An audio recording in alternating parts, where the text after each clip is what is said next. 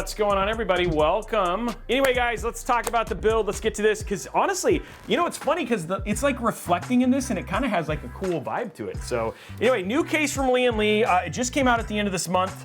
It is called the Vector V150, and this is the Infinity Edition.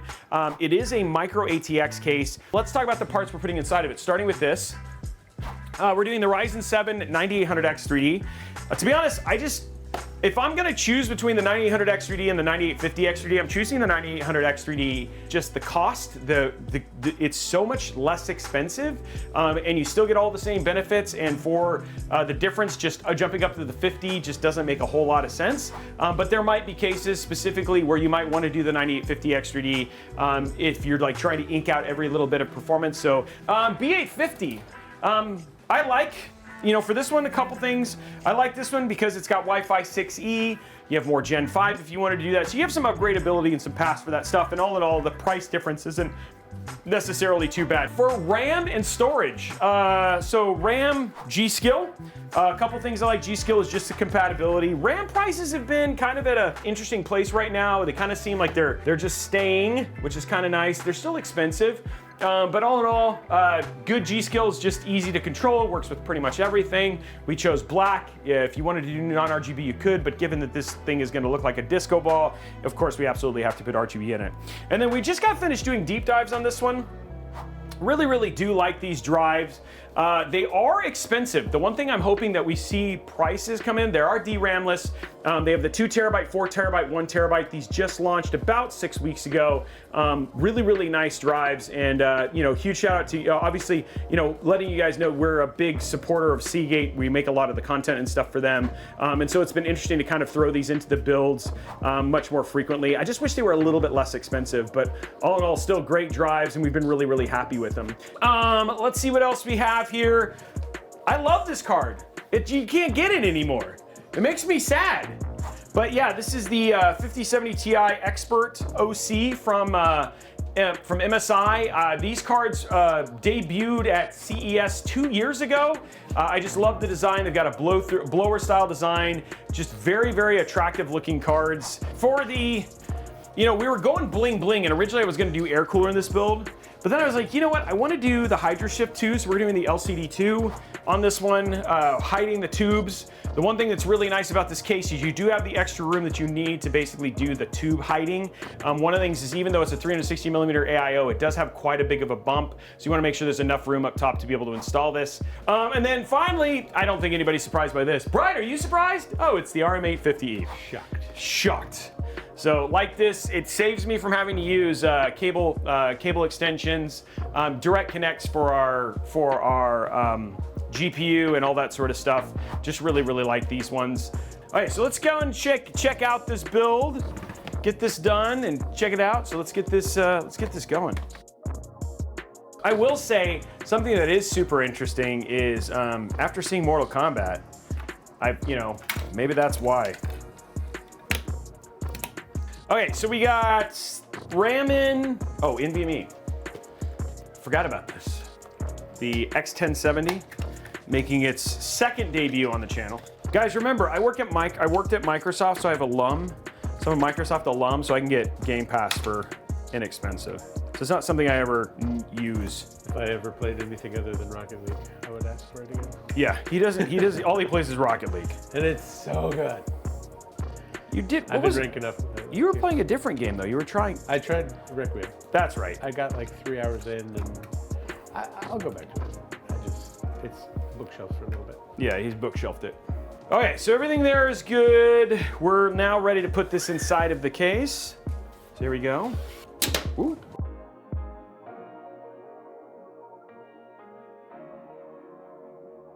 Okay, so we have everything in now. Let's get our stuff in, get our cables. Okay, here we go. I gotta get this to go down. Guys, it's like, there we go. Okay, so there's all of our front panel connections. Okay, so we got all that, it's all cleaned up now. All right, so we're good there. Let's go and get our AIO in, which we have plenty of room for. There we go. we're close. I don't know if this is gonna fit. It's like, it's really close. I might have to do, I'm about to take those off. might need to move further down. So his doesn't have this little lip part here, so it might be the Mobo. Yeah. So that's the only thing I can think is it's because this is what it's hitting. That right there is keeping this from being offset, so you can't do this. When you look at his Mobo that he's using, and you'll have to show off the screen here. So his Mobo, no, it has something similar. I don't know if it's just his is thinner or what, but yeah, when you pop it in there, like the AIO, when I even use the MSI one, the AIO is hitting this and it's causing the whole thing, it's hitting this and it's causing the whole thing not be able to line up with the screws. Okay, we'll throw a Phantom Spirit 120 SE ARGB in here. They're like, that's like the usual. It's got enough fan room for it, so it should be fine. This should be fine. It's an easy fix. I just hope there's enough room for this air cooler, guys. That's my only fear, because I know this has a cooler clearance issue. But we will find out right now. We put this on.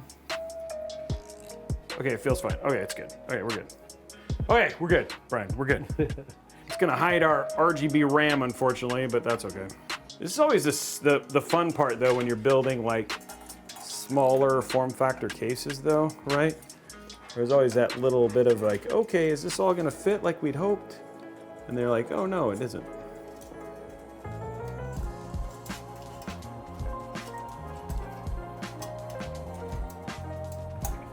Okay, everything looks good there. Okay, let's get our GPU in. I'm excited about this GPU. I love how this GPU looks. Oh, look at it. And it's got this little sag bracket here. If I wanted to use it, there we go. I love that GPU. That's just the design for it is so good. It's unfortunate that the design goes on the bottom, you know? Yeah. You can't usually see it. Unless you vertically mount it. Exactly.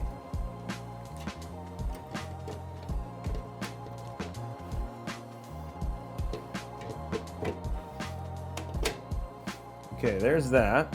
Okay, so there's that. Now we just need our PSU cables.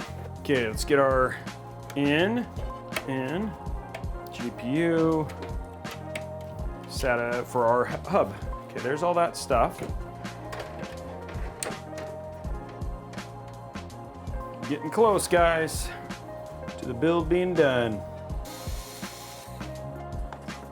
There we go, there's that cable. Makes a much nicer looking cable run. Perfect. Okay, so we have everything in. We can just cable manage, call it a day. Okay guys, build is done. Perfect. Not what we expected, not what we anticipated, but it's finished.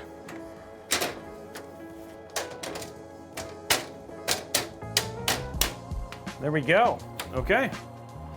There is the build. How's it look, Brian? Pretty good? Dark. Pretty dark. Pretty dark. Wow. Looks good though. Oh, it's on the other side, isn't it?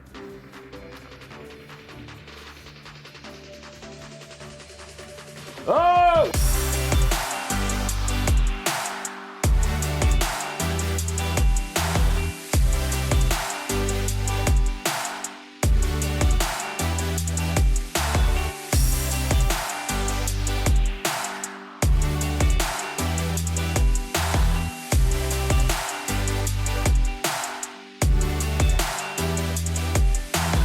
There we go, guys. It is on.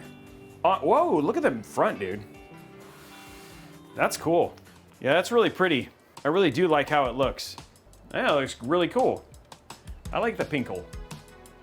Brian doesn't like pinkle, apparently, very much, but I like the pinkle. Okay, so let's go and throw the case thing on. We'll run the fan curve and then check our temperatures. Here we go, Brian.